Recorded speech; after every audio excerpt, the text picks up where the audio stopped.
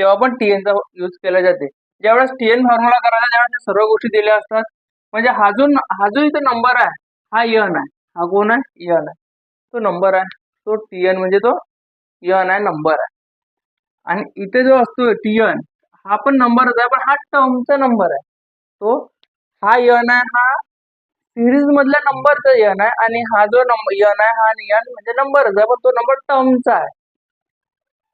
आणि हे अशी एक सिरीज असते, जी सिक्वेन्स मध्ये असते. त्याच्यामध्ये म्हणजे प्रत्येक डिजिट मध्ये जो डिफरन्स असतो तो कॉन्स्टंट असतो. कॉन्स्टंट जर डिफरन्स असेल तर ती एपी आहे, म्हणजे अर्थमॅटिक प्रोग्रेशन आहे. जर का ते नसेल तर ती एपी नाही. एपी नसल्यामुळे आपण ते गणित सोडवू शकणार नाही.